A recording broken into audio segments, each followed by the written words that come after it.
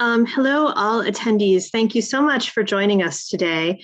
Before we get started with our official program, I'm just thanking everyone for joining us and letting you know that we'll get started in about 3 to 5 minutes. Thank you so much again, and we look forward to a very useful and informative discussion.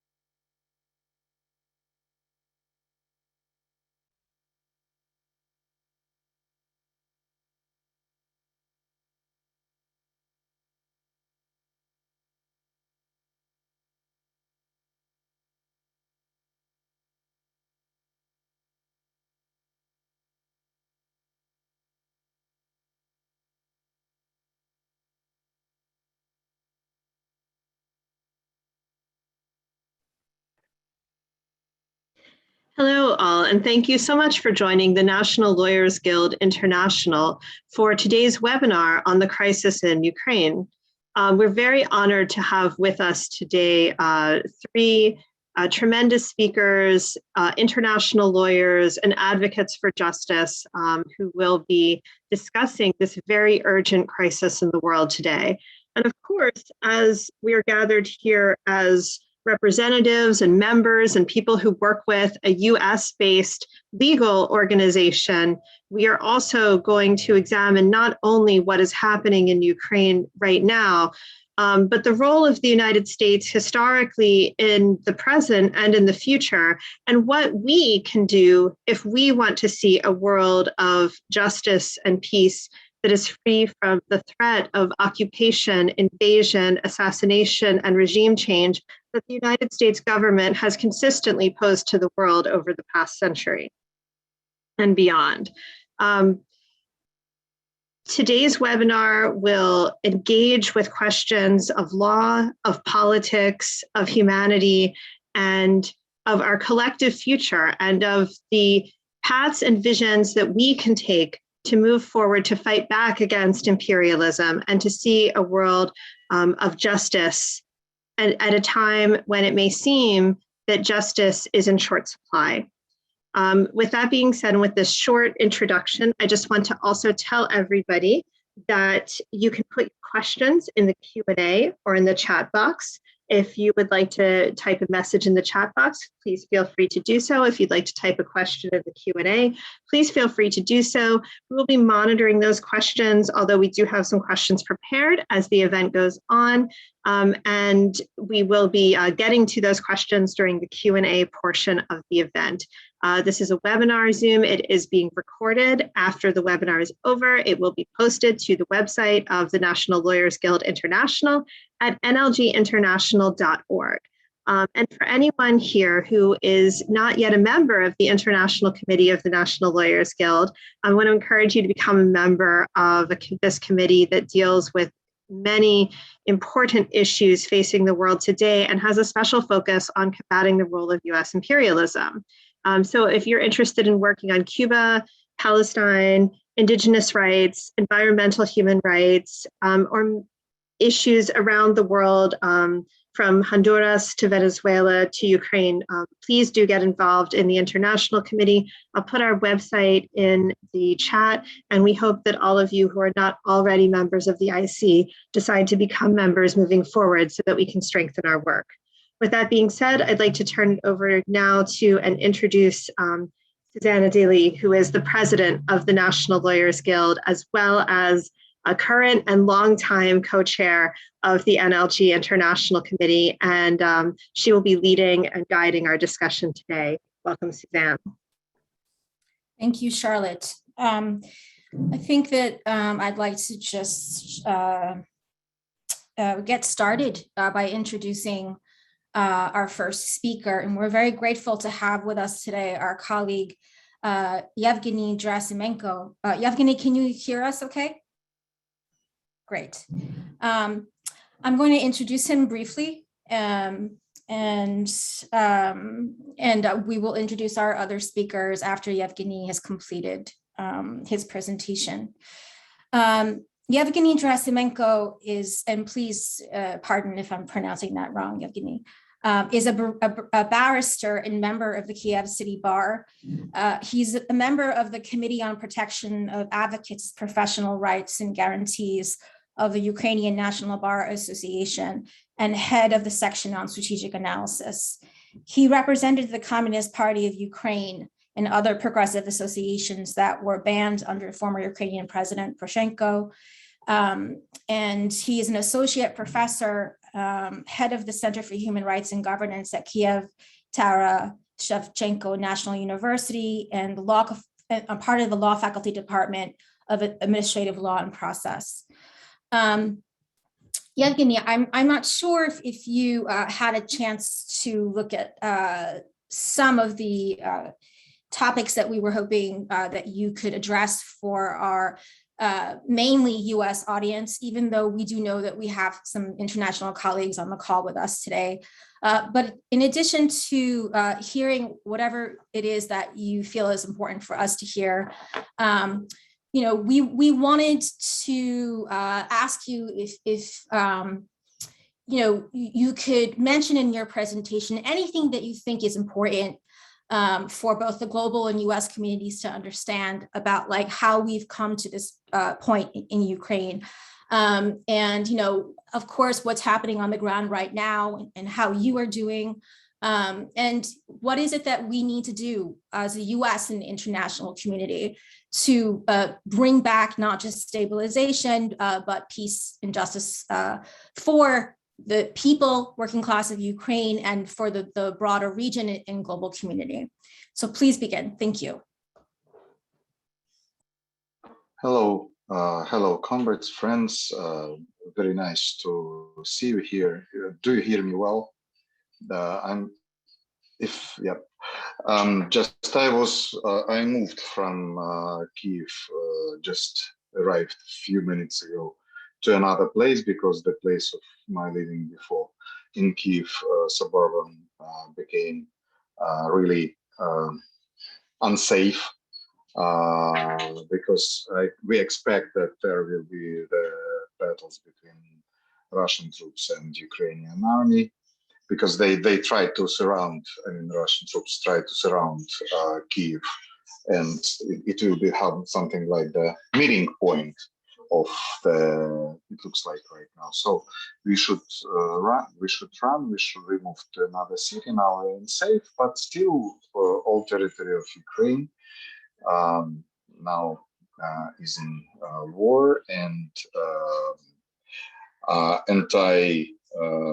how to say, air attack alarms sound every time and everywhere. And a few minutes ago, we knew that a lot of bombings and missile attacks held in different parts of Ukraine just after the first round of negotiation between Ukrainian and Russian government finished. So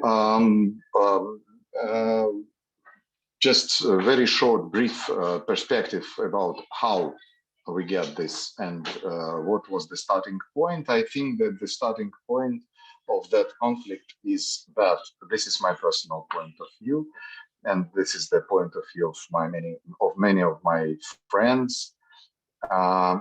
Yeah, this is that there is a big globalistic competition between two imperialist states, United States and Russian Federation, and Ukraine is used just like a grenade and both parties try to throw this grenade to each other to blow up and to kill each other with this grenade. But again, as far as we understand, that our Ukraine is just even not territory. We were joking that Ukraine is the the golf yard or like a football playing that where two teams are competing. Now, this is just a ball or grenade or something like that. Unfortunately, this is the case, and everything was started with the beginning of this century when actually after the collapse of the Soviet Union, Ukraine had very good starting position because it and at the beginning of this century, at the end of the previous century, and the beginning of this century, Ukraine, the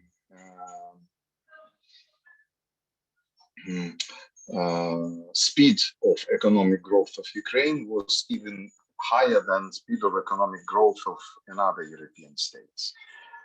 But the starting point was not so perfect, but still the country was developed. But then they had a series of so-called revolutions just to change government, just to change everything. And then at the 2014, we had the coup, and this coup was headed ultra-nationalistic troops, and this coup was led. And after that, Ukraine became the state with ultra-nationalistic or even sometimes neo-Nazi agenda. And Ukraine is partially, Ukraine is a very multinational state, but we have a western part that is nationalistic and eastern part that is, let's say, pro-Russian. And populated with the Russian-speaking population. Ukrainians could be Ukrainians, but speak Russian. This is not the problem. And during all history of Ukraine, it was not a problem, actually. But then government started to follow the ultra-nationalistic agenda. Therefore, the eastern part of Ukraine started to protest against it. And after that, the war in the east of Ukraine, Russian Federation seized the Crimea, organized the referendum, and after that referendum, it was decided that Crimea will go to Russian Federation, by Crimeans and by Russian Federation. Of course, Ukraine was not. We Ukrainians are not happy with that fact, of course. But still, after that, from one hand, Ukraine became. The war started in the eastern part of Ukraine. The population of this region, Donetsk region, Donbass, was supported by Russian Federation. Other territory of Ukraine and government of Ukraine was supported by the United States and by the European Union, but mostly by the United States, because European Union is not very happy with that conflict in the eastern border of Ukraine. And then now we have let's say, and actually the rhetoric of Ukrainian government was ultra-nationalistic. Most of the, and I would say that it was mostly, how to say, they try to install something like dictatorship here, and this conflict in the east of Ukraine, they use just to perfect excuse for everything. They close oppositional TV channels, they close oppositional parties, they close oppositional NGOs, they prohibit to protest, they prohibit all leftist ideas, and actually they used legislation just to prohibit any leftist communist socialist ideas in Ukraine. We have a lot of examples when the persons were sentenced for several years of imprisonment just for likes in Facebook, in social medias, under the symbols like sequent harm, like sign of the Soviet Union, of portraits of Lenin and so on, Marx, Engels and so on. And this is reality. This is real situation, and we were living there. And actually this government was supported by the US and by the European Union. They didn't like, you know, this is son of the beach, but this is our son of the beach. It was the policy, something like that. Okay, we have a lot of so-called militant battalions formed of neo-Nazis, used neo-Nazi symbols. We have even United States recognized that this very famous battalion Azov is neo-Nazi, and it was prohibited to provide them with the weapons. So something like that, because of their ultra-nationalistic ideology. And actually, if previous President Poroshenko could manage to avoid real conflict, current president has not any kind of the political background and experience, and his team has not any political and even governmental experience, let's say. And after that war in the East started, there were some, with the support, of course, of Russian Federation, the troops of so-called DNR and LNR, Lugansk People Republic and Donetsk People Republic, defeated several times of Ukrainian army, and therefore the several agreements, peace agreements, were signed. And the latest one is Minsk agreement, so-called Minsk II. And this Minsk agreement was the plan of solving of this war, just with the set of the actions to be implemented, just to reintegrate Donbass to the to other territory of Ukraine. For 8 years, this war was not stopped. I mean, finally. It was ceasing of fire, it was several situation of almost peace or something like that, but several times everything started again. It was like positional war. Parties from the position of try to shoot each other. But then after that Minsk agreement was signed, officially Kiev proclaimed that we are for Minsk agreement, because this Minsk agreement was guaranteed by the Germany, France, and Russian Federation and Ukraine, and signed by these countries. And then it was adopted by the resolution of the looking like Security Council of the UN. And then, but then Ukrainian government decided that that Ukrainian government could not, should not, and had any possibility to not implement this agreement, because this Minsk agreement envisaged some kind of the autonomy of the population, of the territories in the east. But then after that,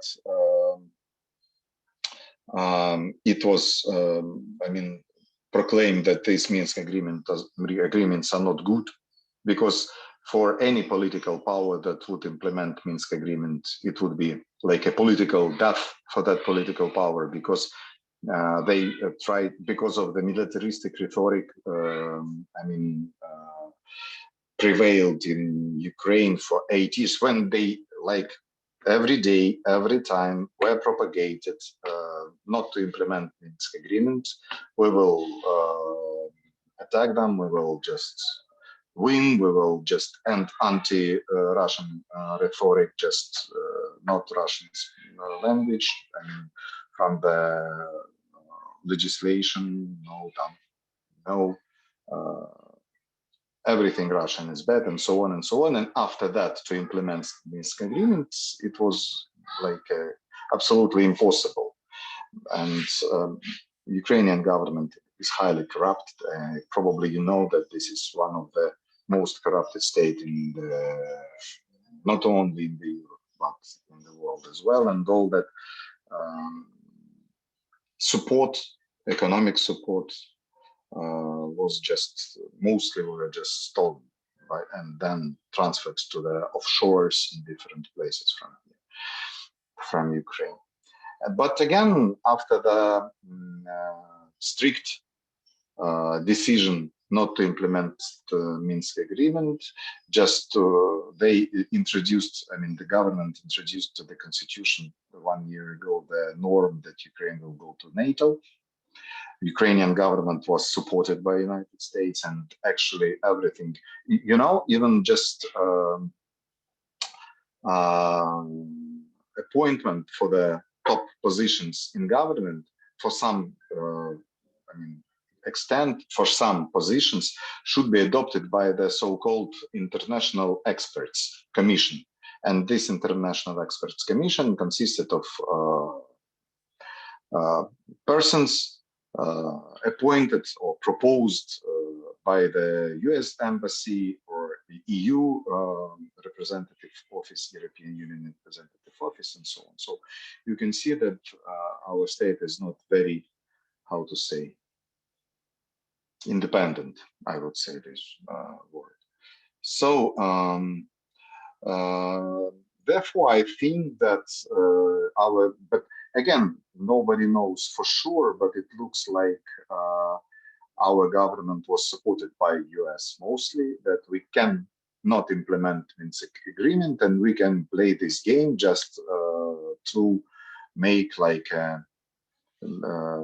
to be like something like a wound or distortion point for Russian, just to have a conflict here, just in the very near place. I mean, very near to Russia.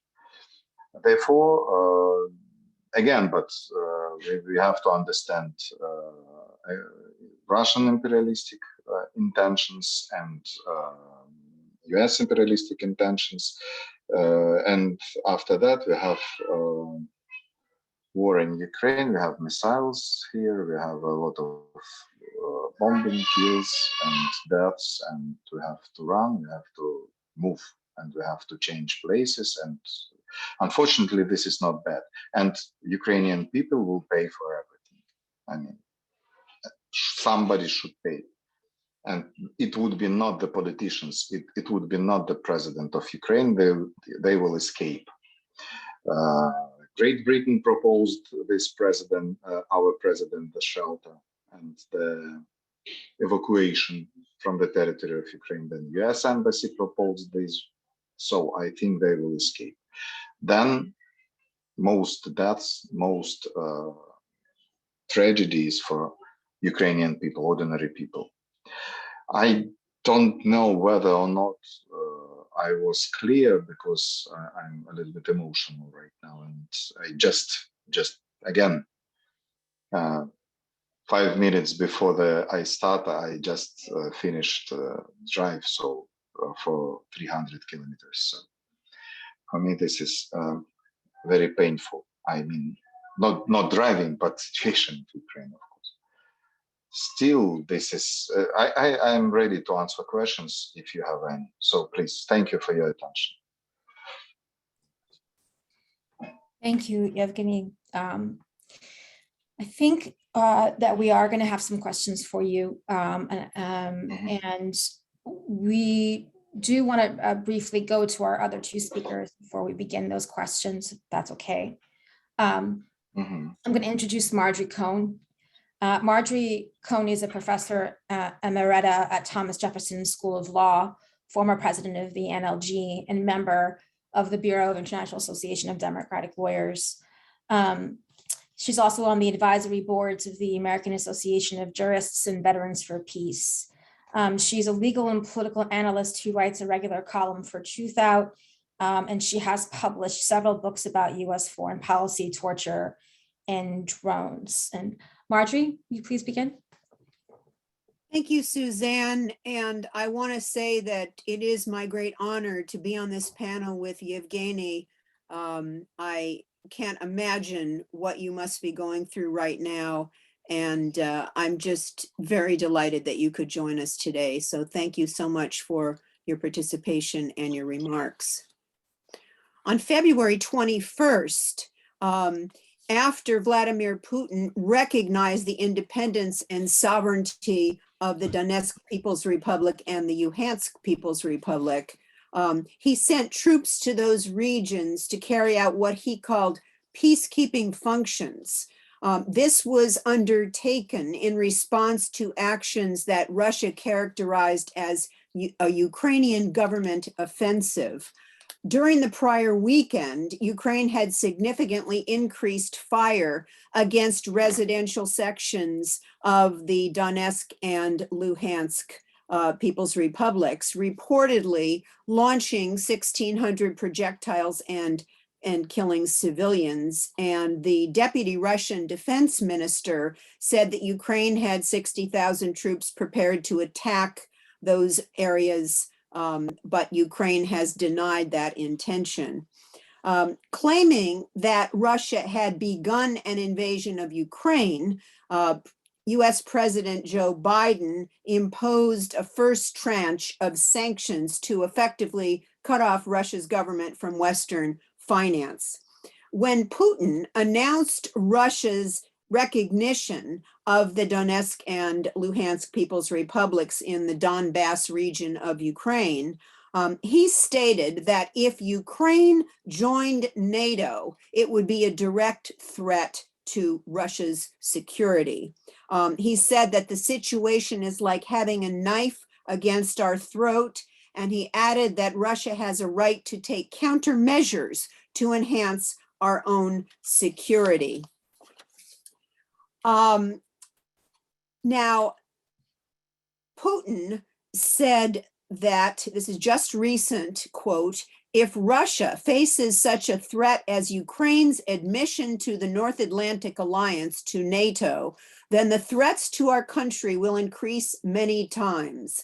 And Putin cited Article 5 of the North Atlantic Treaty, quote, from which it is clear that all the countries of the alliance must fight on the side of one of their members if one ally is considered under attack. This is why Russia is so opposed to Ukraine joining NATO. Now, the current conflict has to be viewed in the context of the structural escalation from the United States that deserves more than a passing mention from the media.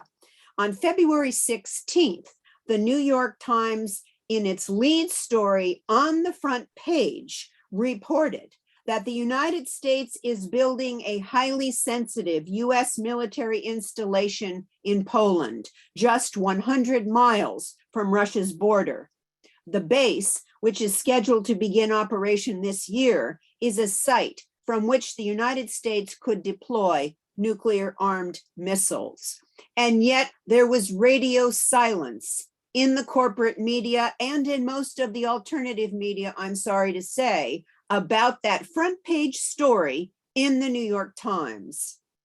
The advanced and potentially nuclear-armed missile deployments in Poland, Romania, and on the Black Sea constitute a clear threat to Russia. Now, WikiLeaks, and of course, WikiLeaks is its founder, Julian Assange, is currently in prison in Britain as the United States tries to extradite him to put him on trial for revealing evidence of US war crimes. He's facing 175 years in prison. But in 2008, WikiLeaks obtained classified diplomatic cables written from Moscow and addressed to the Joint Chiefs of Staff and the NATO European Union Cooperative, the National Security Council, Russia-Moscow Political Collective, the Secretary of Defense, and the Secretary of State.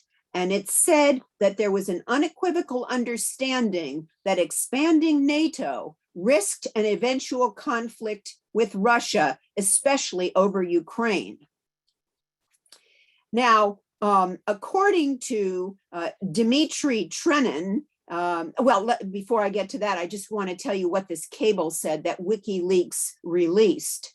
This is the cable. Not only does Russia perceive encirclement by NATO and efforts to undermine Russia's influence in the region, but it also fears unpredictable and uncontrolled consequences, which would seriously affect Russian security interests. And the cable goes on to read, experts tell us that Russia is particularly worried that the strong divisions in Ukraine over NATO membership, with much of the ethnic Russian community against membership, could lead to a major split involving violence or at worst, civil war. In that eventuality, Russia would have to decide whether to intervene, a decision Russia does not want to have to face. Now, Dmitry Trenin, who was deputy director of the Carnegie Moscow Center, expressed concern that Ukraine was, in the long term, the most potentially destabilizing factor in US-Russian relations, given the level of emotion and neuralgia triggered by its quest for NATO membership. Russia is seeking a legally binding agreement from the United States that Ukraine will not be invited to join NATO. And NATO, by the way, is a historically anti-Soviet and now anti-Russia military alliance. It is not a defensive alliance. And so Russia wants a legally binding agreement from the United States that Ukraine will not be invited to join NATO, and they want other security guarantees as well. In a NATO Ukraine could mean moving Romanian and Black Sea US missiles still further north into Ukraine, right up to Russia's border. And with similar NATO forces in the Balkans, the Baltics on its border, Russia would be surrounded with NATO missiles just a few minutes from Moscow, in the words of Professor Jack Rasmus. Russian Foreign Minister Sergei Lavrov said on February 14th that Russia wants radical changes in the sphere of European security, a pullback of NATO troops in Eastern Europe, and limitations on offensive weapons, as well as restrictions on intermediate range missiles. These proposals are enshrined in two treaties that Russia proposed on December 22nd of 2021. The parties to one of these proposed treaties would be NATO and the Russian Federation, and the parties to the other treaty would be the United States and the Russian Federation. The proposed NATO-Russian Federation treaty provides that the parties shall not deploy land-based intermediate and short-range missiles in areas allowing them to reach the territory of other parties. That treaty also says that member states of NATO shall not conduct any military activity in Ukraine, as well as other states in Eastern Europe, the South Caucasus, and Central Europe. The other treaty, the proposed US-Russian Federation Treaty, says that the parties would agree to avoid any military confrontation and armed conflict, and that could result in the use of nuclear weapons that would have far-ranging consequences. That proposed treaty also says that the parties shall not use the territories of other states with a view to preparing or carrying out an armed attack against the other party or other actions affecting core security interests of the other party. The treaty says that the US shall prevent further eastward expansion of NATO and deny accession to NATO of the states of the former USSR. That the US shall not establish military bases on the territory of the states of the former USSR and that are not already members of NATO, and that the parties shall refrain from deploying nuclear weapons and return the weapons already deployed outside their national territories and eliminate all existing infrastructure for deployment of nuclear weapons outside their national territories. The United States and NATO rejected Russia's proposed treaties, which you can see the provisions are aimed at maintaining peace in the region, preventing nuclear war, and providing security guarantees. And meanwhile, the US and NATO have continued to fan the flames of the Ukraine conflict with blanketing the corporate media with anti-Russia messages to the exclusion of almost any mention of any of the precipitating factors or the Russian position. But the volatile situation in Ukraine can be traced to US meddling in the region. And as Yevgenii pointed out, the United States facilitated the 2014 coup that overthrew Ukraine's elected president. But absent from the corporate media is Ukraine coverage, is any discussion of the role of the United States in that 2014 coup, when the United States helped to overthrow Ukraine's elected president. In 2013, Ukrainian President Viktor Yanukovych had resisted economic reforms that were sought by the International Monetary Fund, the IMF, to make Ukraine more enticing to investors. And those reforms included lowering wages, reducing the education and health sectors, which had comprised most of Ukrainian employment, as well as cutting natural gas subsidies that facilitated affordable energy for Ukrainians. After the coup, the new US-backed government, the Zelensky government, cut the heating subsidies in half and in return secured a $27 billion commitment from the IMF, tit for tat. In the run-up to the coup, the United States promoted anti-government opinion through the use of USAID and the National Endowment for Democracy, or NED. The NED is a key organization in the network of American soft power that pours $170 million a year into organizations dedicated to defending or installing US-friendly regimes, according to Fairness and Accuracy in Reporting, or FAIR. The NED targets governments who oppose US military or economic policy, stirring up anti-government opposition.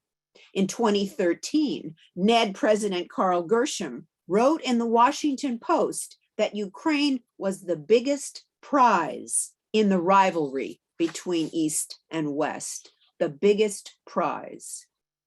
Then US Assistant Secretary for European Affairs, Victoria Nuland, was instrumental in engineering the coup, which drew momentum from neo-Nazi groups within Ukraine. The Washington-backed opposition that toppled the government was fueled by far-right and openly Nazi elements, according to FAIR. Following the coup, those neo-Nazi elements were incorporated into the Ukrainian military, to which the United States has funneled $2.5 billion. Victoria Nuland, champion of regime change, is coincidentally now serving as Undersecretary for Political Affairs in the Biden administration's State Department. Russia saw the installation of a US-backed government in Ukraine as a threat to its security. The Crimean Peninsula, which was historically part of Russia, was transferred to the Ukrainian Soviet Socialist Republic in 1954. It is the site of one of Russia's two naval bases that access the Mediterranean and the Black Seas. A Crimea controlled by a US-backed Ukrainian government was a major threat to Russian naval access, according to FAIR. 82% of households in Crimea speak Russian, and just 2% speak primarily Ukrainian. In a plebiscite held right after the 2014 coup, 95% of voters chose to join Russia instead of remaining under the new Ukrainian government.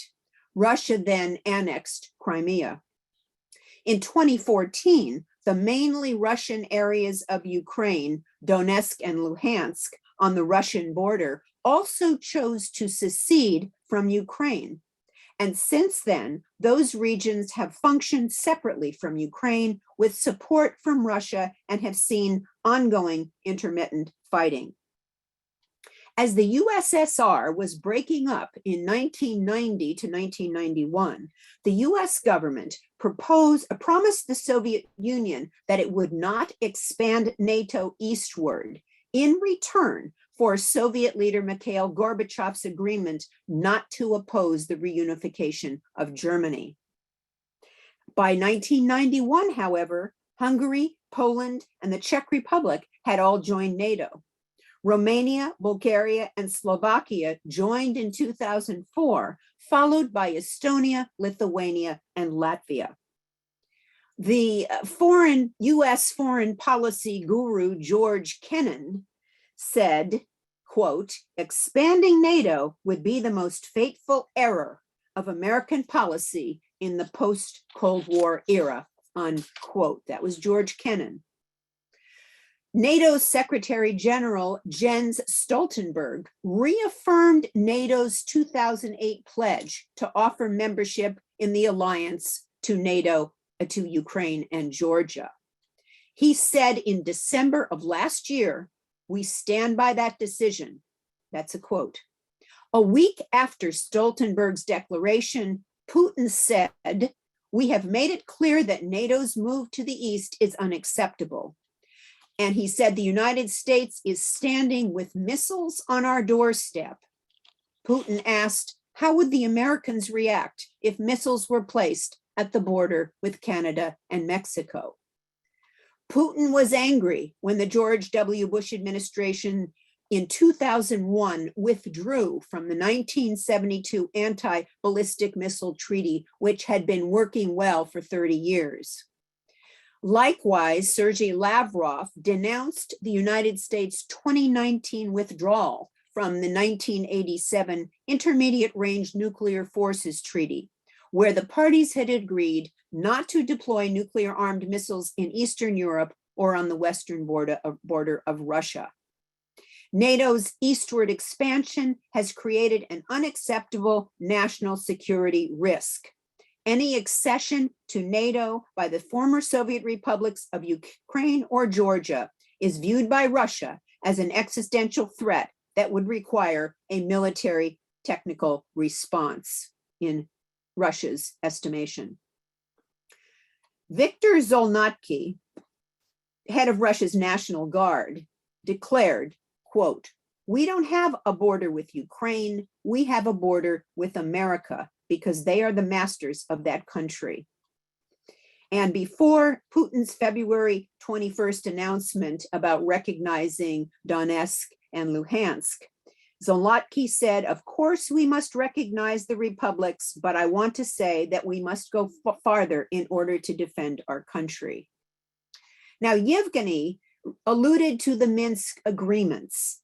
Minsk II is a package of measures aimed at ending the war in the Donbass region of Ukraine, and it was agreed to in 2015, as Yevgenii said, by Ukraine, Russia, Germany, and France. And it was reaffirmed in a US Security Council resolution. The 13 points in the Minsk agreement set forth military and political steps that include a ceasefire, withdrawal of weapons, a dialogue about interim government of Donetsk and Luhansk, constitutional reform, and elections. But the majority of steps in the Minsk II agreement have not been implemented, and Ukraine's government, backed up by the US, has clearly indicated that it does not intend to implement the agreement. As the Russian military continues to mount rocket attacks that target Ukraine's airports and military installations, and as its ground troops advance, reportedly firing missiles and long-range artillery, What can the United Nations do to stop the violence, protect civilians, and work to achieve a diplomatic path to peace? As the International Association of Democratic Lawyers pointed out in its recent statement, given the fact that Russia did not act in self-defense or with Security Council approval, its military actions constitute illegal aggression under the UN Charter. The UN Security Council drafted a resolution, but Russia, as one of the permanent members, vetoed it. So the Security Council yesterday referred the matter of Ukraine to the General Assembly to consider it under the Uniting for Peace resolution. The Uniting for Peace resolution, which was actually pushed and passed at the behest of the United States in 1950, where because of the Soviet veto, the United States wanted to prevent, after North Korea invaded South Korea, the United States was unable to obtain a resolution for a US-led military operation to invade North Korea. The Uniting for Peace resolution says that when the Security Council is unable or unwilling to act in the case, for example, of a veto of one of the permanent members, then the General Assembly can take up the matter to reestablish international peace and security. And either 7 members of the Security Council or a majority of General Assembly members, there are 193 countries members of the General Assembly, either the Security Council, a majority, 7 members, or a majority of the General Assembly members can invoke Uniting for Peace. 7 members of the Security Council, majority of the General Assembly. A Uniting for Peace resolution, which requires a 2/3 vote, has greater force than other General Assembly resolutions. So although the United States pushed the Uniting for Peace resolution and got the Security Council to adopt it, before George W. Bush invaded Iraq in 2003, the United States launched a preemptive campaign to prevent the General Assembly from convening under Uniting for Peace to stop the invasion. And the Jan Kavan, then president of the General Assembly, said at the time, the United States is putting a lot of pressure on many countries to resist. My gut feeling is if put to a vote, I think a majority would hold for a resolution that would be critical of military action. But the Bush administration sent a communication to the UN representatives around the world stating, given the highly charged atmosphere, the United States would regard a General Assembly session on Iraq as unhelpful and as directed against the United States. Please know that this question, as well as your position on it, is important to the United States. This was, of course, a veiled threat. And the US campaign to prevent the General Assembly from convening under Uniting for Peace was successful. In the case of Ukraine, a Uniting for Peace resolution in the General Assembly should call for an immediate ceasefire, withdrawal of Russian troops and weapons from Ukraine, and a diplomatic solution. The US and NATO should remove heavy weapons and missiles from the Russian border areas and pledge that Ukraine will not join NATO. Both sides must comply with international humanitarian law and human rights law and provide access to humanitarian assistance. And the Minsk II agreement should be enforced. Now, I want to say a word about the sanctions that the United States and other European countries have imposed on Russia. These sanctions do not constitute diplomacy. These sanctions are called unilateral coercive measures, and they are illegal because under the UN Charter, only the Security Council has the right to impose sanctions.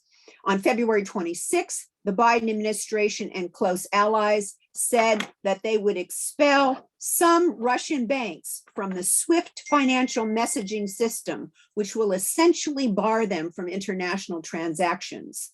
The move will effectively block Russian exports and imports, according to the president of the European Commission. It stops short, however, of a blanket removal of Russia from SWIFT, which would sever Russia from a large section of the global financial market. Joe Biden said the United States would limit Russia's access to high-tech imports, which would impair their military and industrial capacity. However, so although the sanctions have been touted as punishing Russian leaders, they really harm the Russian people who are suffering economically. Diplomacy, not sanctions, is the solution.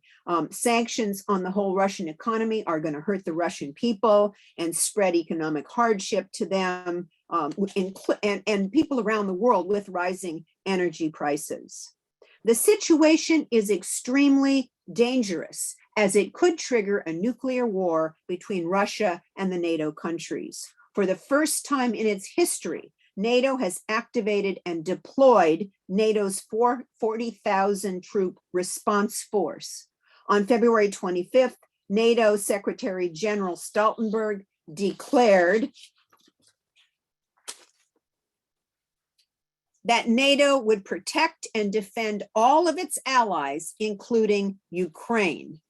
Meanwhile, Western officials are calling for a new no-fly zone, which, together with the deployment of Russia's response force, could lead to a nuclear conflagration.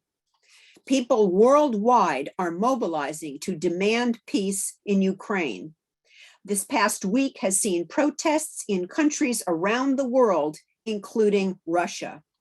2,000 people throughout the globe attended an emergency online discussion organized by an anti-war coalition on February 26th. And they are planning an International Day of Peace in Ukraine on March the 6th. It is incumbent upon us to work together with other members of the anti-war community in the United States and around the world to do everything we can to push for peace in Ukraine, because the future of that region, and indeed the future of the entire world, could well rest on it. Thank you. Thank you, Marjorie. So we've begun to collect some questions that have been posed, mainly for Yevgenii, but also for Marjorie. And we just want to remind participants that you can put any questions that you might have in the Q&A box. And to start us off with the discussion portion, I'm going to introduce Jan Fermon, who was able to join us at the last minute, as which we were very grateful. Jan is a member of the Bar of Brussels, who specializes in criminal law and international law and human rights law. And he is the Secretary General of the International Association of Democratic Lawyers. Jan is going to make a brief comment and start us off with posing some questions to the speakers. And Jan, if there's anything else that you want to say about the IADL statement, you're welcome to begin with that. Thank you, Suzanne. First of all, greetings to all of you, and especially to my brother and comrade Yevgenii, whom is in extremely difficult conditions, doing, I think, very important work to clarify the situation, to speak out, and to try to give a balanced view of what is happening in Ukraine. And I think that is very necessary, because when I'm speaking to you from Brussels, when I see the hysteria we are seeing in our media, also the hysterical statements by some of our politicians, who instead of taking all the understanding all the weight and the dangerousness of this situation, pour oil on the fire instead of trying to de-escalate the situation and find a reasonable and democratic and solution in the interests of the people, a solution that allows to promote and to bring the parties in this conflict to an immediate end of the hostilities, because I think that is what is needed now. This war has to end immediately, because as Marjorie said a few seconds ago, I think the situation is extremely dangerous. I'm in Brussels. Brussels is the seat of NATO and the European Union. I see everyday articles saying that if there is a nuclear war, Brussels might be one of the first objectives. And I don't think that nor the United States nor Russia are led by completely irrational people. But I also think that in the present situation, a small incident, a small escalation, a small unwanted situation can indeed lead to a global deflagration and can draw us into Europe and Russia and the United States into a terrible nuclear war that would threaten actually not only our countries, but that would threaten humanity as such. So this war should be stopped immediately. The hostilities should be ended immediately. And every party, everybody should try to contribute to that instead of fueling the war with statements, with weapons, etc. I think Marjorie gave an extremely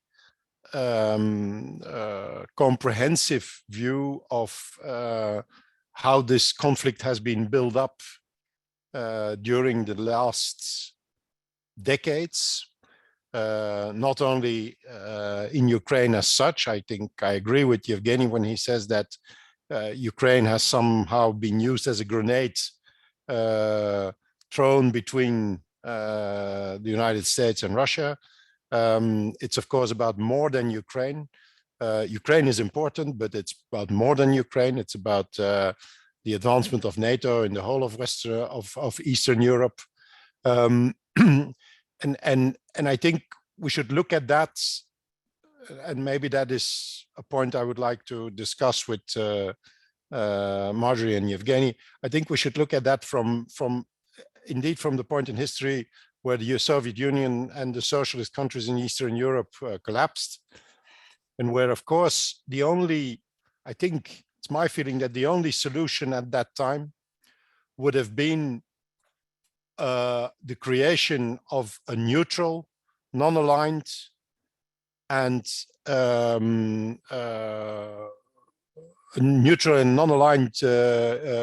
and demilitarized Central Europe. I think that would have been the only solution, or the only path that was both in accordance with the principles of the UN Charter and in accordance with the principles of the Helsinki agreements, which were concluded between at that time the Soviet Union and the United States in the 1970s, which actually tried to translate the principles of the Charter to a situation in Central Europe, a situation where questions of the 10 principles of the Helsinki agreements, which actually are about the basic principles of the UN Charter, sovereignty, no use of force in the relations, peace, etc. And so I think maybe the framework that was created, and I would like to maybe Marjorie and Yevgenii to comment on that, the framework that was created at that time, the OSCE, which did play a role at some point in Ukraine. I think it would be probably good also to try to reactivate both the principles that guided the OSCE, and maybe to look into the possibility also if the OSCE could play a role in the de-escalation of the present situation, and could play a role in the launching of a diplomatic process. But as far as I'm concerned, it's clear that that diplomatic process will have to take into consideration, of course, the reality now on the ground.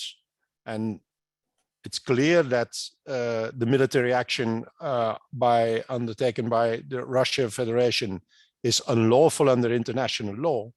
But I think also the 10 years of provocations, the decade of provocations we've seen by NATO in Eastern Europe against the Russian Federation should also be considered as an unlawful process in violation of the Charter, in violation of the principles set by the Helsinki Agreement, and be recognized as such, because without such recognition, I think it's very clear that a diplomatic process has no future at all.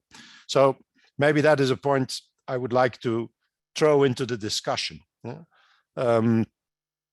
Regarding the provocations, there's one point, Marjorie, you didn't mention, and which I think is important to take into consideration, and it's a little bit a more global point.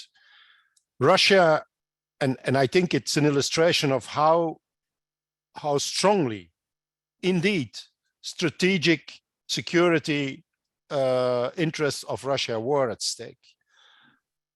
The access of Russia to the seas of the world, at least during half of the year, essentially goes through Sevastopol and the Mediterranean, where Russia does have a naval base in Tartus in Syria. So when in 2011, gangs of genocidal criminals attacked Syria, and of course threatened also the Russian presence in Syria, I think that was an important event. And if 3 years later, the presence of Russia in Sevastopol, at the Russian naval base in Sevastopol, is threatened by the coup in Ukraine, 3 years before the lease of the bases, which was actually situated at that time, the basis of Sevastopol was leased by Ukraine to Russia. 3 years before that lease ended and had to be renegotiated. I think we have to fully see how strong the provocation was and how strongly that double event threatening the naval bases of Russia in Syria and almost simultaneously in Ukraine, how strong threat that was to the Russian security, fundamental security interests. And so that was, of course, that double move was, of course, in violation of the Charter, was, of course, I think, a real and strategic threat to the security interests of Russia, in complete violation of the Charter and in complete violation of the Helsinki principles. And so I think we have to take the seriousness of that threat to the Russian security interests into consideration if we really want a diplomatic process to succeed. So maybe that's a consideration that I would like to add and throw into the discussion. Okay, so thank you, Jan. Yevgenii, I want to give you a chance to maybe just directly respond to anything that Marjorie or Jan have put out before we ask specific questions. Hello, Jan.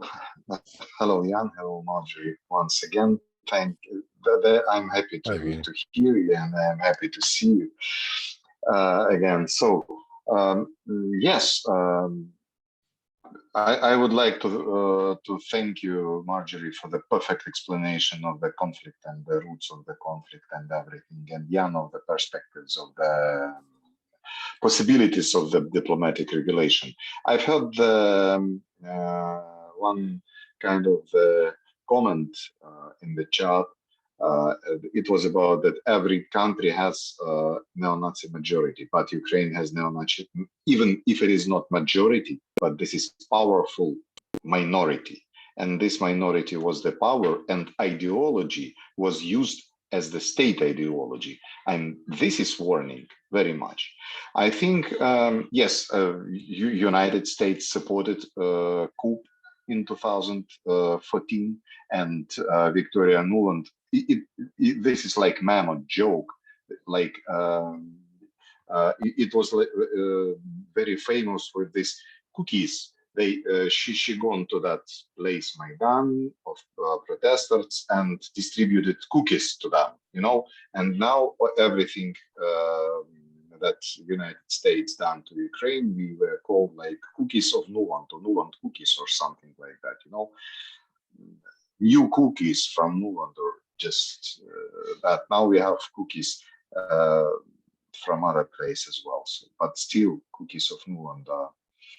Yeah, and they supported this coup, and and we have what we have. We have results of all that history of this conflict. I can't amend anything. I agree with everything.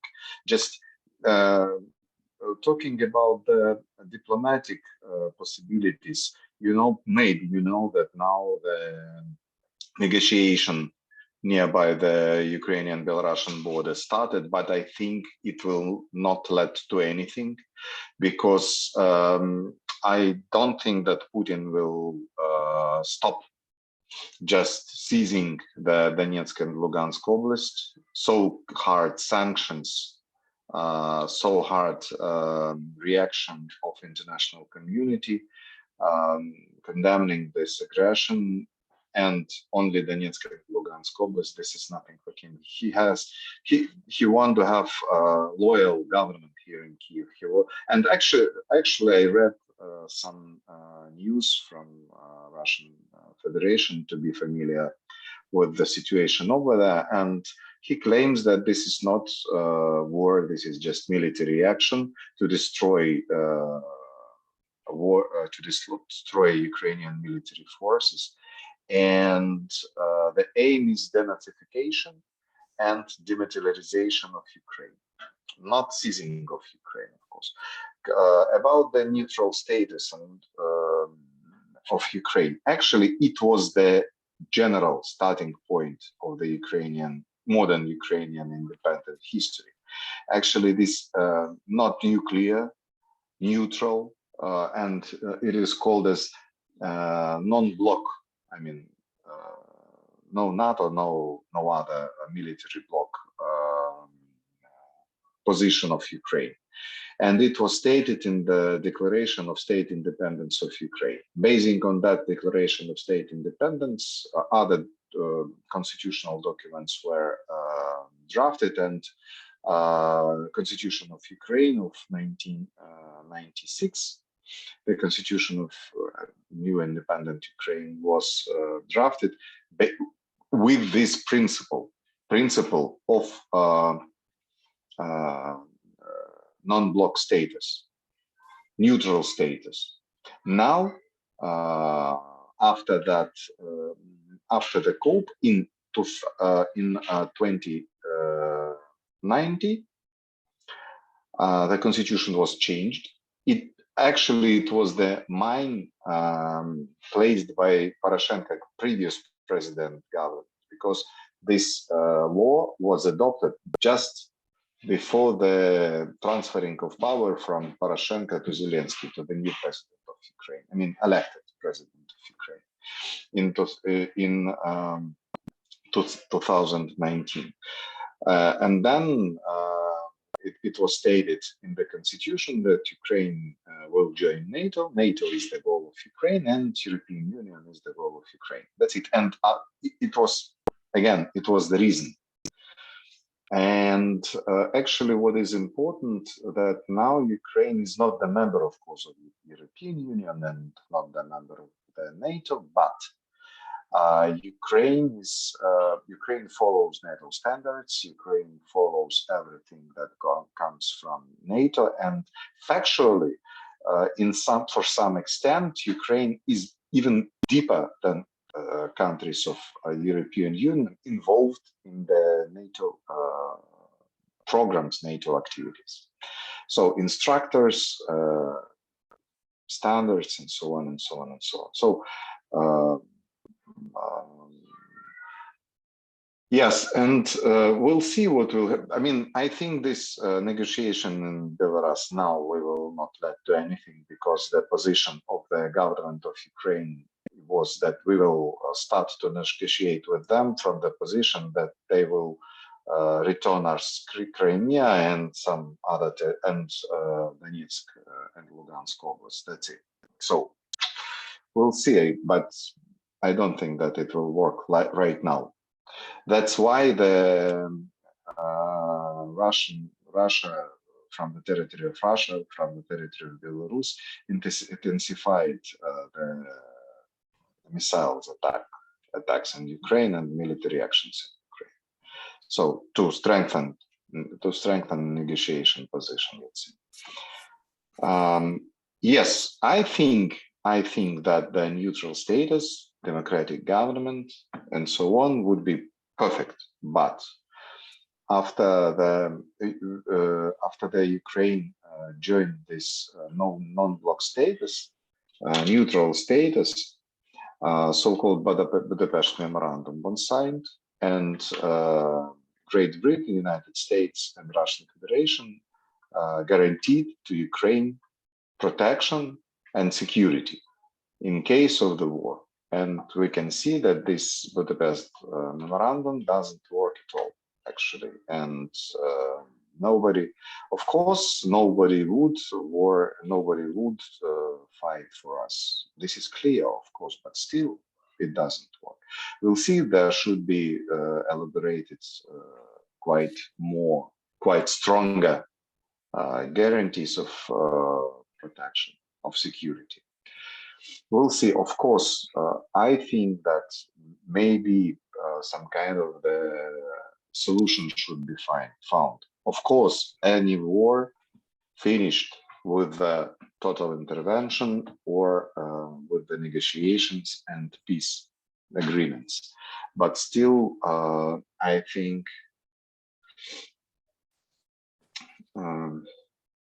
we want to stop it as soon as possible. That's it. Thank you for your attention. Thank you, Yevgenii. So you actually did already address a couple of the questions that we were going to pose to you, including the current talks that are happening in Belarus. So I think I'm gonna read one of the questions that are in this box to you, and then pose some to all three of you. The first being a question from Ruth Indek. The OSCE reported an increase in ceasefire violations shortly before Russia entered.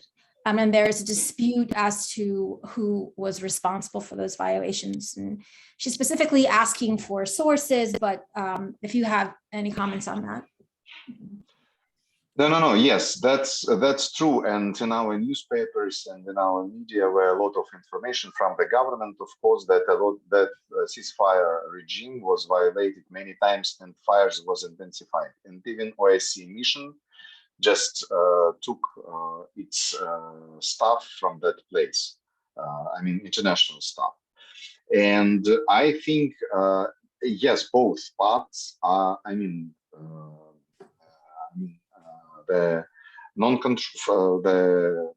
militants from the non-controlled by the government territories and the government of Ukraine are responsible, because this Donetsk and Lugansk reported about the artillery attacks for the, not for the military objects, just civilians objects, buildings and so in Donetsk, because Donetsk is just very close to the line of, between both parts.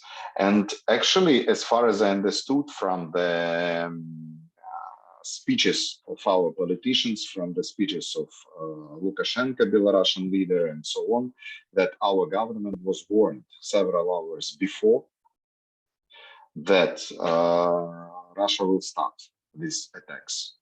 Several hours, I think more than 10 hours, I would say. that you should do the, I think it was something like ultimatum, you should do this, this, this, and if not, we will attack. I think so. This is my, again, this is my opinion, this is my point of view, but look, attack started 24th at 5 in the morning. As far as I know, Kharkiv airport passengers were evacuated about 2 a.m. So 3 hours before attack. How do they know? And actually, the first attacks were attacks at the airports. The missile attacks at the airports. They just wanted to destroy the, this structure. Radars first of all. And then, as far as I understood, they were warned. They knew about the attack, did nothing about it. So therefore, I think. They had to do something. But they don't think that, they believe that, our government believes that all Ukrainians will fight. Another Ukrainian joke. Now, United States will fight Russia until the last Ukrainian. So this is very sad joke. It's a sad joke. Okay, but I think that our government has not any command from the US to stop and to go to negotiate. We will wait for that instruction. Thank you. Thank you. One other question that I want to pose to you or read to you is from our colleague, Art Heitzer. Who says, the US media paints Ukraine as a thriving democracy, which by its example threatens the Russian government. And where can we read and document the contrary info that you shared regarding jailing people for liking images on social media, such as Hammer and Sickle? I will find you the. You have a you could find. We have probably it does work. We have a roster of the court decisions. This is in Ukrainian, of course, but this roster is absolutely open. This is electronic roster. If you know Ukrainian, you can try to find it over there. This is very famous. You can find it in Facebook, in some media, in some newspapers. I could try to find for you this information in media and with the photos of guys beaten because of the wearing some kind of signs or something like that by neo-Nazi troops and so on. This is true. Believe me, please. If you want to have evidences, I will provide it to you. But again, a lot of such information is reported by the OSCE monitoring mission and UN monitoring mission in Ukraine about the media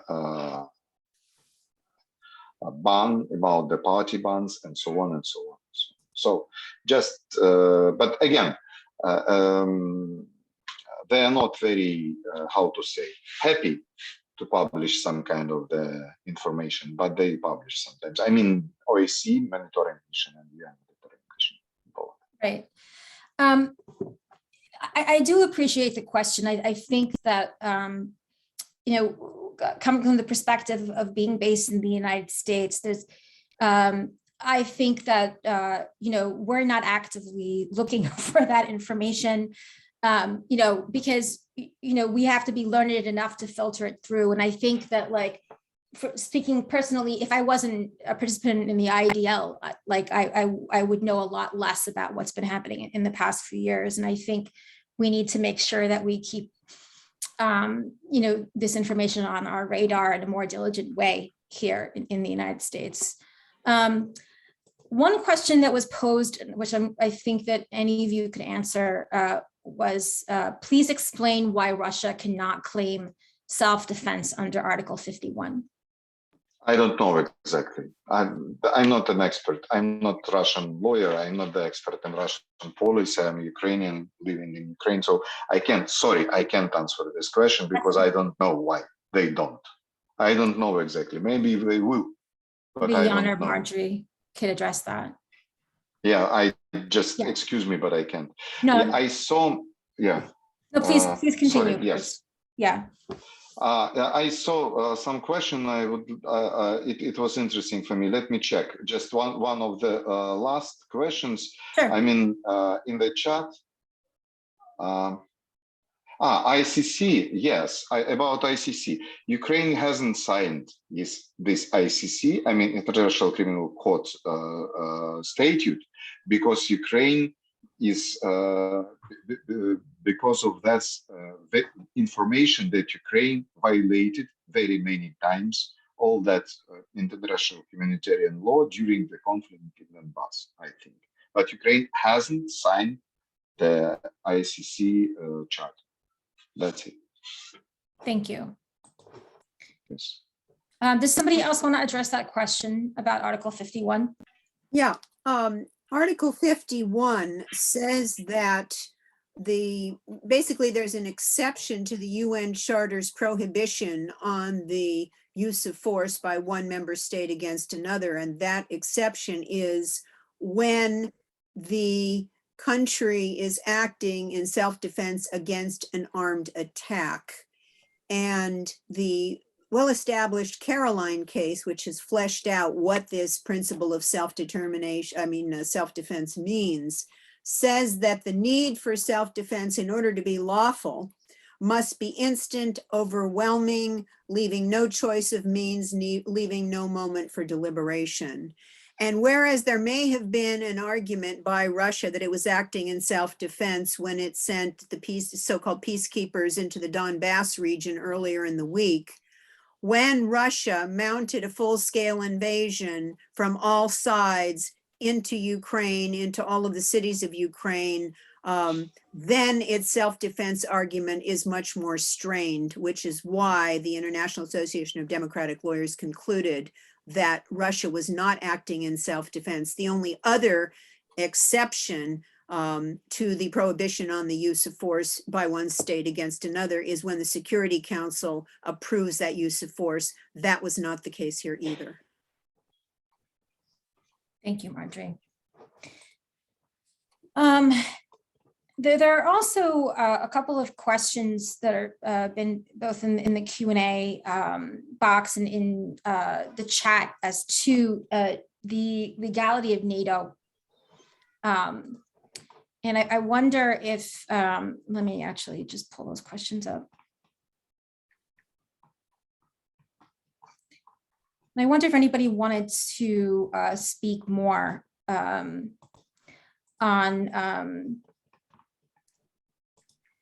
specifically Jeannie Meyer's question, one of our colleagues. The IDL has taken the position that NATO is illegal under the UN Charter, as the Charter allows only for regional organizations to assist the UN in promoting peace and preventing threats to international peace and security.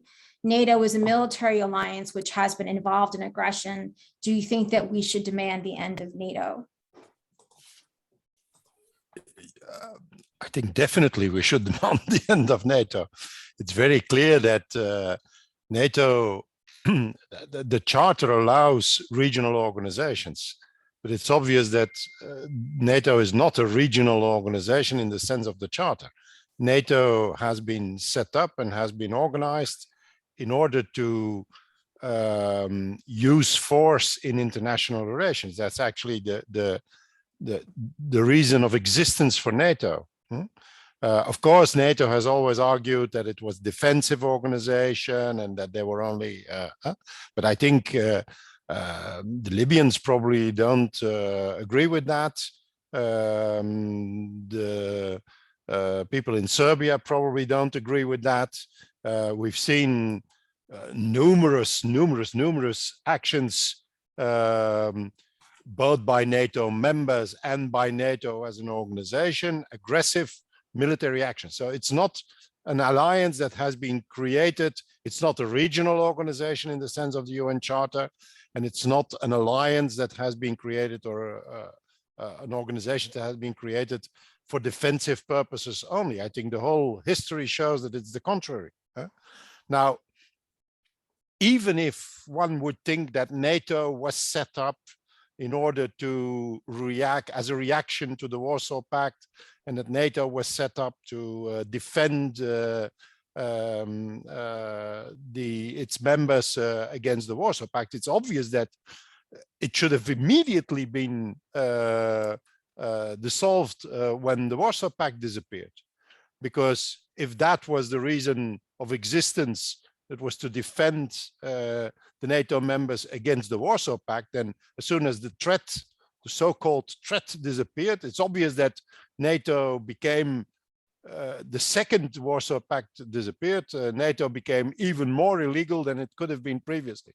There could be no discussion on the illegality of NATO since the Warsaw Pact was actually dissolved. And so I think it's obvious that we should demand, and I think the peace movement and the progressive movement has been demanding the end of NATO, and today, even in the French presidential elections, for example, the candidate, the left candidate, Jean-Luc Mélenchon, is demanding the withdrawal of France, the immediate withdrawal from France of NATO, and I think he's absolutely right. And in that perspective, of course, in a more general perspective, yes, NATO should be dissolved. But I think in the current situation, the immediate question that is on the table is, of course, that Finland, Sweden, Georgia, Ukraine, and Moldavia should not become members of NATO, and that there should be an unequivocal and written commitment to that from NATO and from the United States, because without that, I think a realistic diplomatic solution will not be possible. If there is not a strong commitment that NATO will indeed not go one step further, then I think it will be problematic. And today I'm extremely worried because Finland and Sweden, there is all kinds of discussions that they should immediately join. Ukraine demands to, even in the constitution of Ukraine, is mentioned that Ukraine wants to join NATO. That is a development which inevitably leads us to war. So I think it's an illegal organization and it should be dissolved. And I think in the immediate, in what is immediately happening now, it should, at the minimum, should be that NATO should stop immediately its progress in all these countries. Somebody in the chat said very, very correctly that Finland, of course, would be if Finland would join NATO, it would be a gigantic threat to the security of Russia, because St. Petersburg is, or Leningrad, if you prefer, is would be under the immediate threat of NATO. And as you know, the war in Finland in 1939 was precisely waged by the Soviet Union for that reason, to push back at that time the Nazi forces or the pro-Nazi forces, push them back enough to protect St. Petersburg. So I think if the irresponsible people who propose now that as a reaction to what happens, Sweden and Finland should join immediately NATO, if they gain the discussion, I think we inevitably go to war. There is no other way at that point. Thank you, Jan. I do have a couple of other questions that I want to pose to include Jan and Marjorie, but I want to address a couple to Yevgenii that have come up. Yevgenii, a question from our colleague David Gaspas. And do you think that Zelensky was democratically elected, and to what extent? And he also says that while I agree that US policy over the years has created conditions for the current crisis and that Russia's invasion is naked aggression, what concretely can be done now to correct all those matters?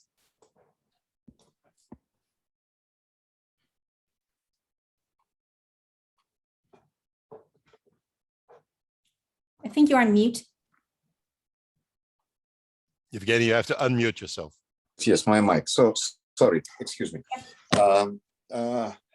My earphone died. So, about the election of Zelensky, nobody knows for what extent elections in Ukraine are democratic indeed, because everybody, all that monitoring missions say the elections are good, democratic, but nobody knows what is in the, how many violations were not, investigated and so on. So it looks like, okay, yes, that's good. Yanukovych was democratically elected in 2010. Then Poroshenko was democratically elected. If we use this and if we, believe this monitor, but we believe this monitoring vision that they have not. This monitoring monitors and so on, they have not stated that there is a major violation of election process and law. So then, after Poroshenko, Zelensky was democratically elected. But what was interesting with Zelensky? I believe that he was democratically elected because it was about 74% of Ukrainian populations voted for Zelensky. But why?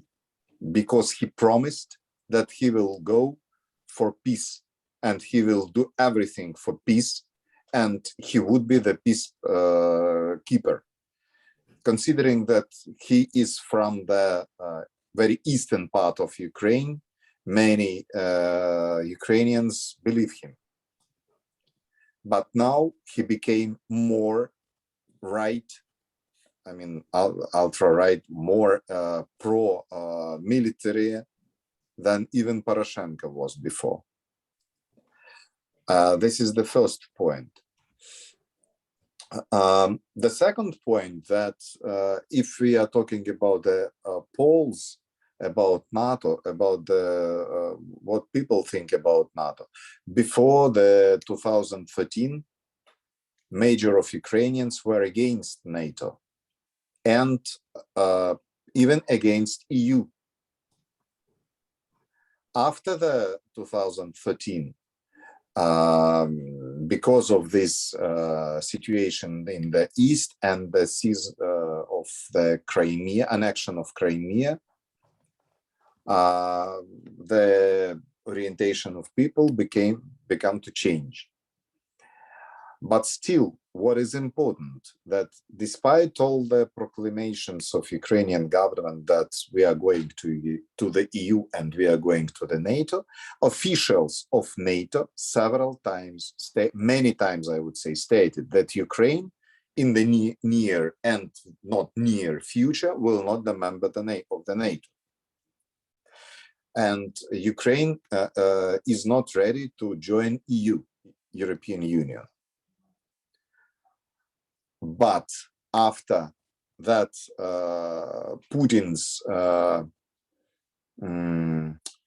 ultimatum that he made about 1 month ago, several officials, including head of the Stoltenberg, head of the NATO, and other EU officials stated that we can state that Ukraine could not be the member of NATO. We have to have our doors open. So they say, no, you would not be the member of the NATO because you are not ready. But we can say that you can be the member of the NATO in the document. We have to have our doors opened.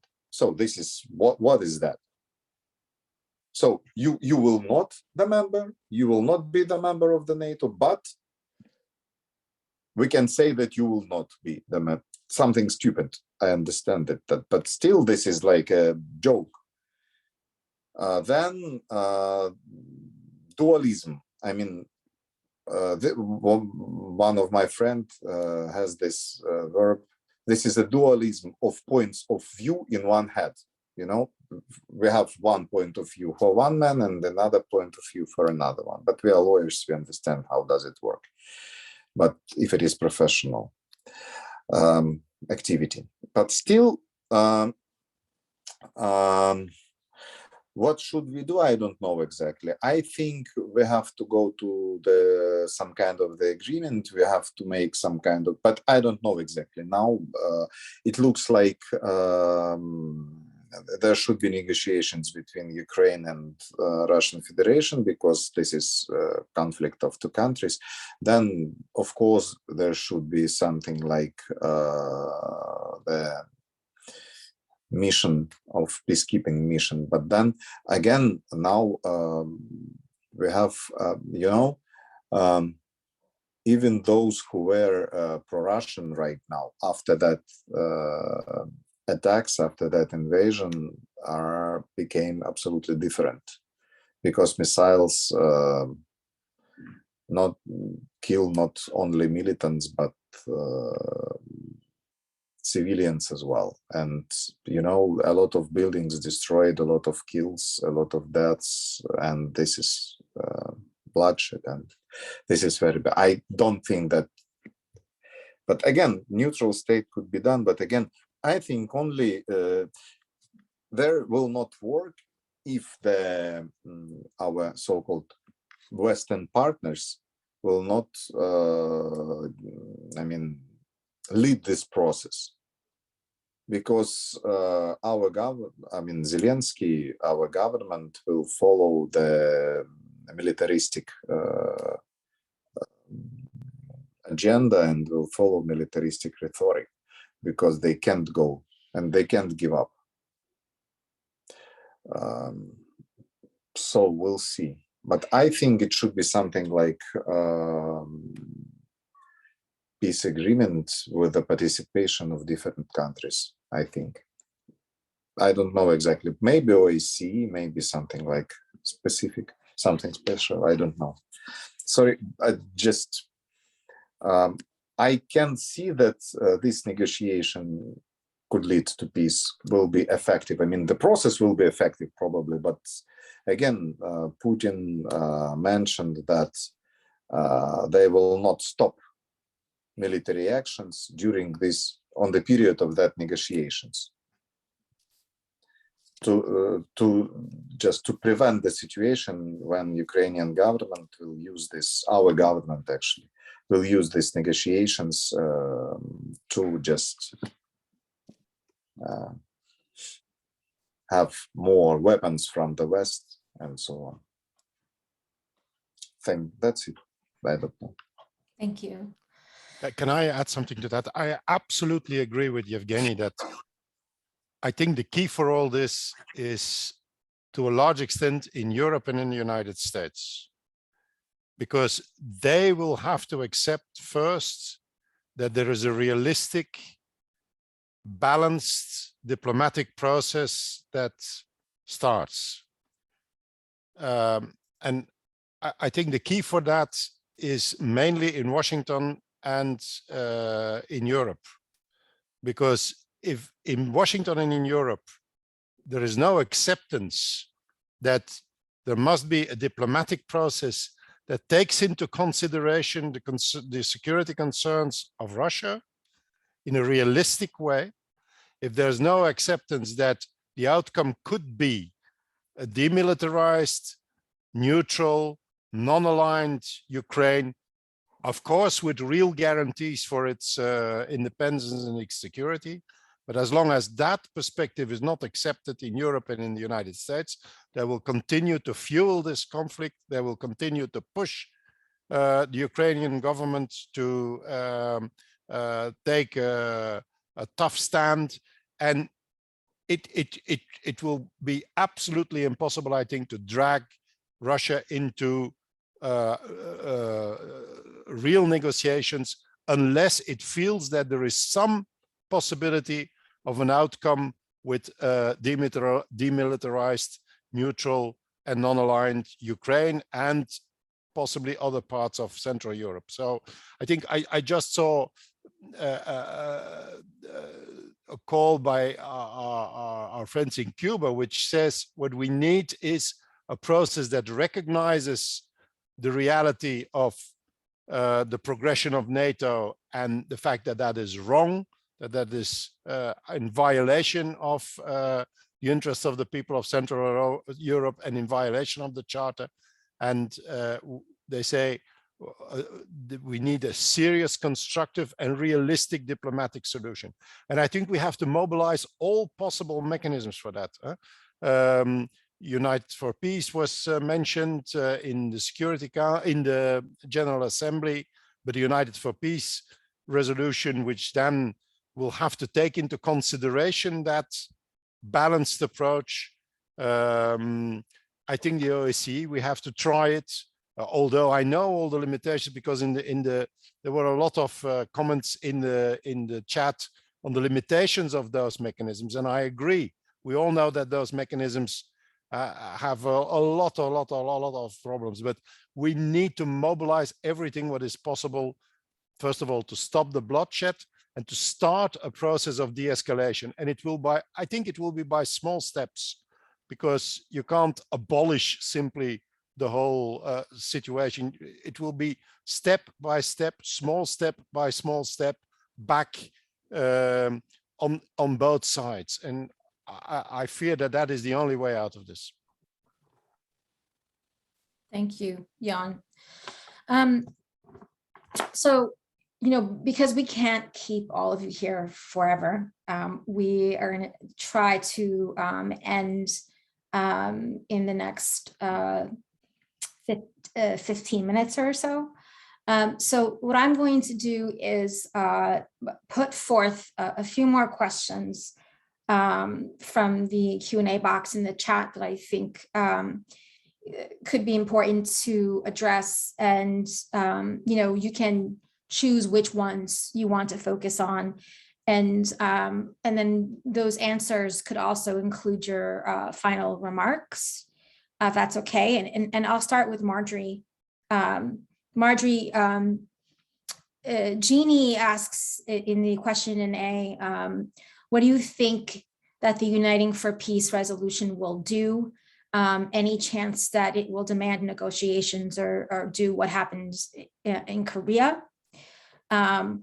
Another question that I also wanted to pose to you, Marjorie, I think there was an interesting comment in the chat from Robert Oliveira, who pointed out that since the US seized Hawaiian Islands on the grounds that they needed to defend against the Japanese invasion, then why can't Russia seize Ukraine on the same basis? I'm just wondering if you wanted to comment on that question at all, particularly because we are a US audience and that's sort of a relevant discussion. And then also, there's a question from Pasquale Lombardo, which asks about the economic interests or the capital interests that the US government has in the Ukraine that make the conflict important to the US. But I would broaden that question out to ask, well, what are the economic interests of all the different parties that are involved? And Jan, perhaps I don't know, maybe in your closing, there was also a question about what role China plays in this at all, or if that's too much to get into right now. So Marjorie, I'll start with you.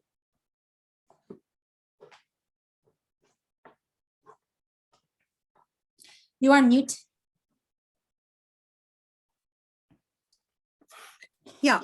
My understanding is that when the Security Council referred the matter of Ukraine to the General Assembly to act under Uniting for Peace, to convene under Uniting for Peace, which I assume is going to happen this week, that the resolution that Russia vetoed in the Security Council would be very similar to the one taken up by the General Assembly under Uniting for Peace. And if that's the case, I don't know how successful it will be.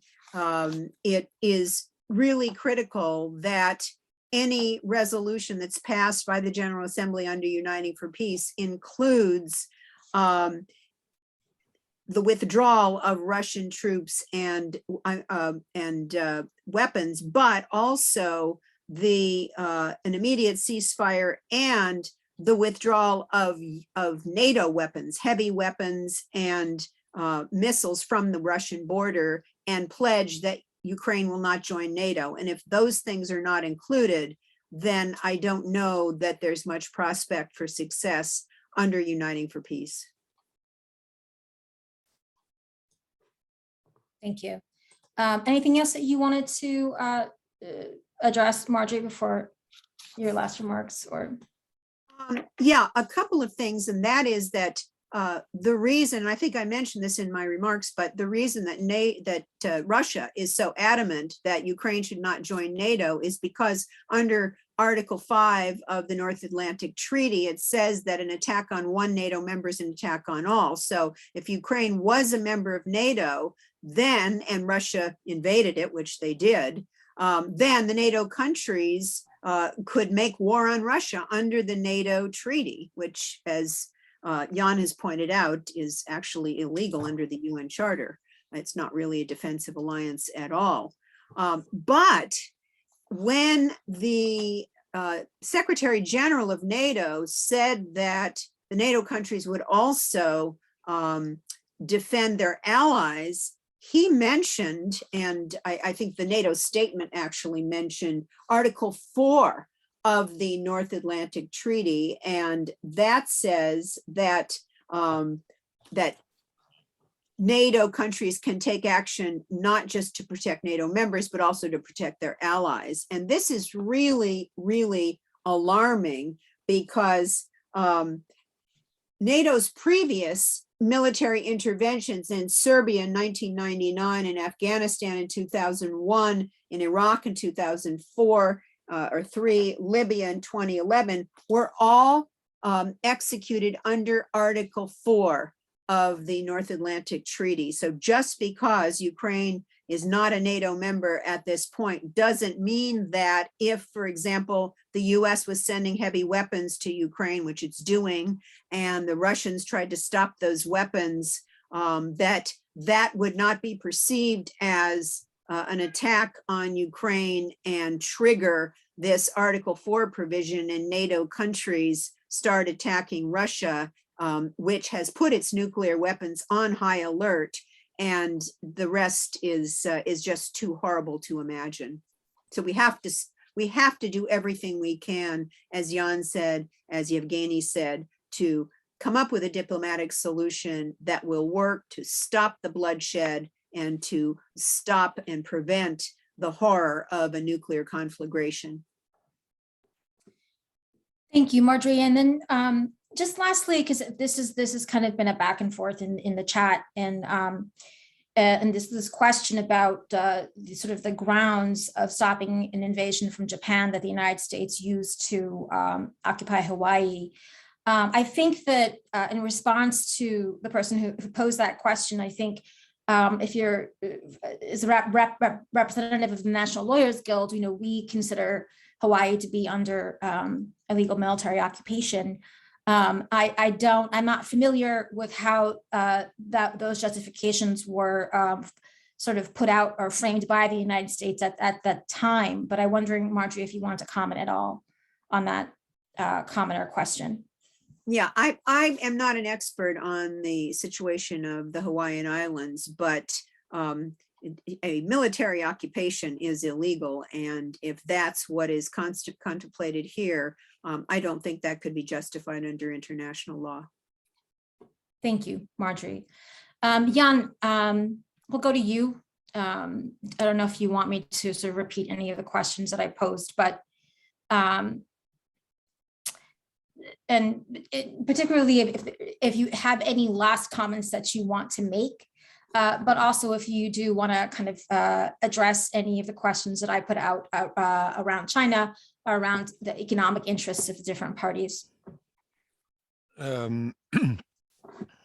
Well, maybe on the question on China, I'm not going to comment on China specifically because I think China has restrained from taking a position that could fuel the conflict. I think China has called all parties to restrain from further escalation. I think that is a correct point of view. I agree with that point of view. On the question of uniting for peace, if that could be a perspective, I fully agree with Marjorie that the draft resolution that was not approved in the Security Council because of the Russian veto and then is now submitted to the General Assembly, as our Cuban friends say in their official statement, is of course not a serious ground for a solution of the crisis, because it's totally unbalanced. It leaves completely out of the scope the responsibility of NATO in building up the tension that has led to the conflict, to this conflict. But I think there are many countries. China abstained. I think China did not vote, but they abstained.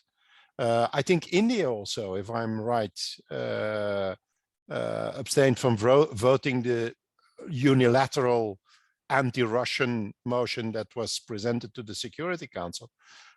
Cuba is on a different position.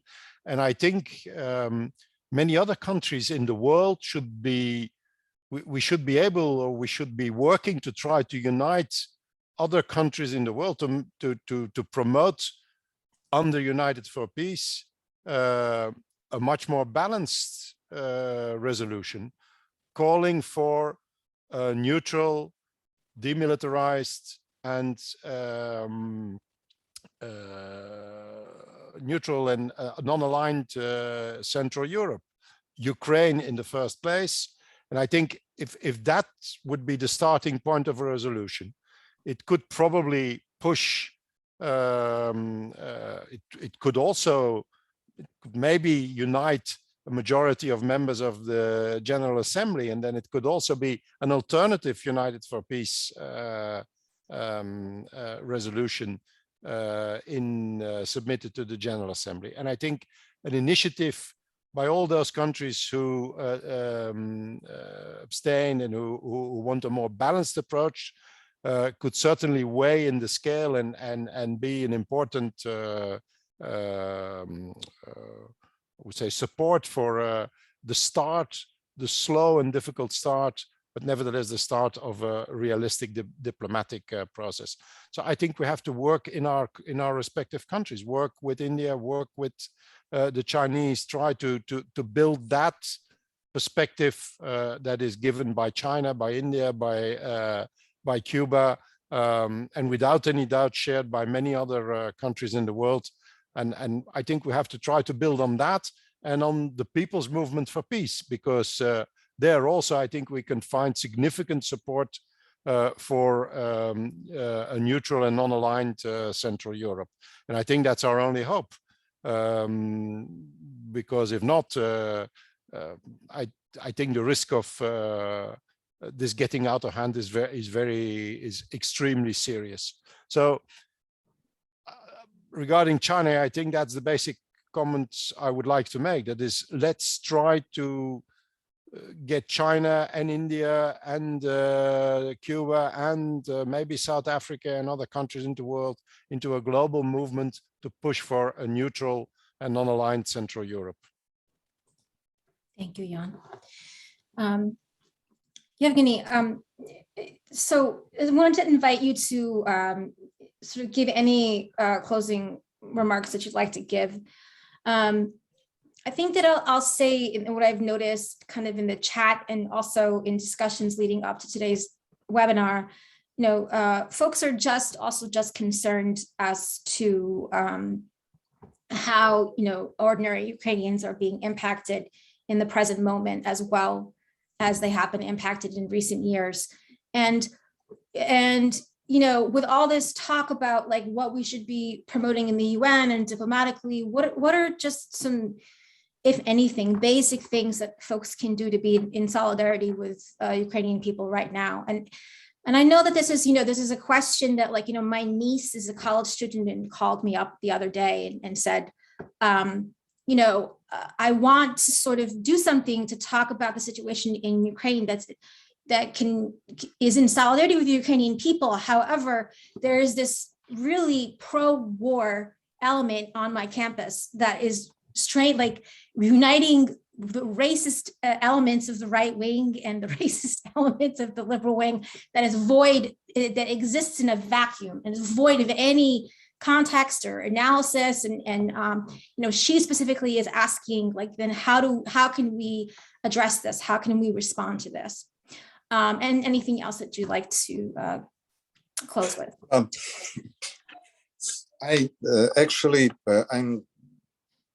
just, I can't answer these questions because I don't know exactly. I think,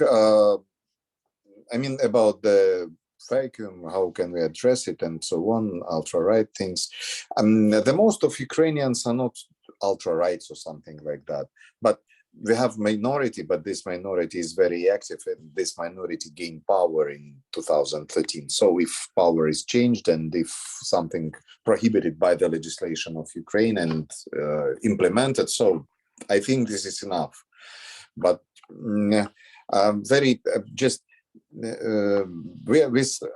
ordinary Ukrainians suffer. I think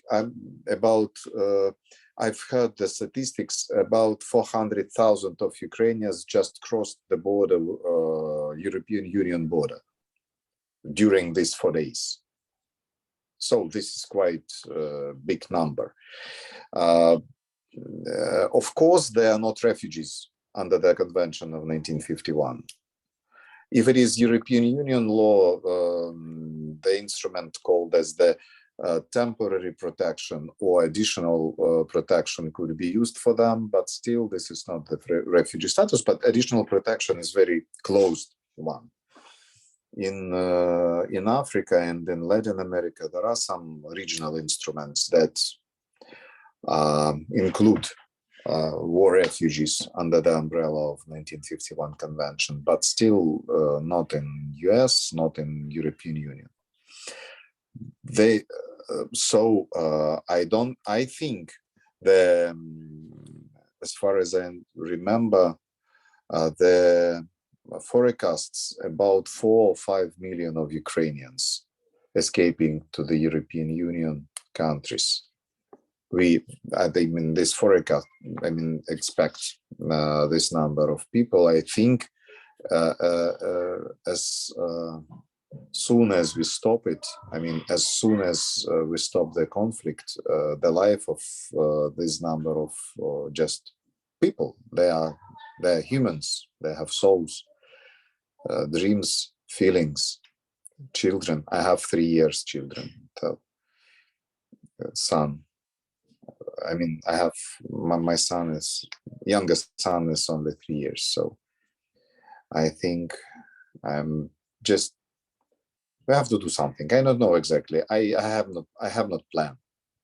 Really, I have not planned. And I understand that I can't do anything in this field, just protect and save. That's it. But my family, and that's it. I can't influence, I can't power to push Biden just to stop all that stuff. I think he can, but I don't think that he will do it as soon as possible. So that's it. I want to amend. Ukraine, just Jan, maybe it is interesting for you, but Ukrainian parliament voted for the application to join European Union for the, faster procedure. And I think they submitted it 1 or 2 hours ago to the EU institutions. So we are waiting for the answer. Thank you. Thank you. Yevgenii. I want to just express again how grateful we are that you took the time to join us today and help us broaden our understanding, and wish you and your family safety and health and wellness. And please do contact us if there's anything that we can do. Thank you very much. Thank you. I'm going to ask Charlotte to close this out. Yes, I want to reiterate first, thanks Suzanne for masterful facilitation of this discussion, especially with so many questions coming in. And of course, a very special thanks to Yevgenii for joining us and for taking the time in such difficult circumstances to educate and discuss with lawyers, legal workers, law students, and activists in the United States. And of course, thank you to Marjorie and Jan for your incisive analysis and contributions as well.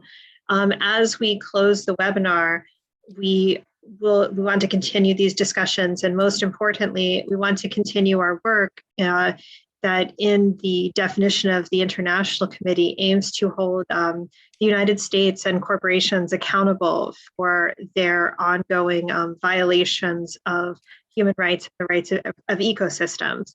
And so I want to encourage everyone, first, if you're not already a part of the NLG International, to please join us and get involved in building this work. And also to get involved with the anti-war movement, because where we are located is where we have the greatest potential to have influence. Where we are located is where we have the greatest potential to make change and to hold our own governments accountable for their role in what is taking place. And what has been taking place, not just in the past week and not just in the past month, but in the past decades. And of course, not only in Eastern Europe, but in Palestine, in Iraq, in Afghanistan, in Syria, in Yemen, and everywhere around the world that the United States and its allies and partners continue to be involved in a process of war, displacement, and oppression. And we do have the capacity and the ability to organize and to use our organization, whether that's on the legal level as lawyers and as law students and as legal workers, or whether that's in the streets with the anti-war movement, to make a practical difference on a daily basis. So I want to encourage everyone to get involved. And once again, the full recording of this event will be posted on the website of nlginternational.org. Thank you once again to everybody. There were well over 150 people who participated in this discussion at different times throughout the webinar. And we know that this must be the beginning, and it must inspire us to do more and to work more to bring an end to the situation that Yevgenii has described for us today, and that has continued to affect people around the world for far too long and for far too many years. So thank you again to everybody who was part of this discussion today, and we look forward to hearing from you and to continuing to work together with your programs and your proposals to organize together to confront the forces that are obstructing the progress of humanity and targeting people, and look toward a new future of true security, cooperation, and justice. So thank you again, once again, and we will have this posted on our website at nlginternational.org later this afternoon or this evening. Thank you again to all. Thank you.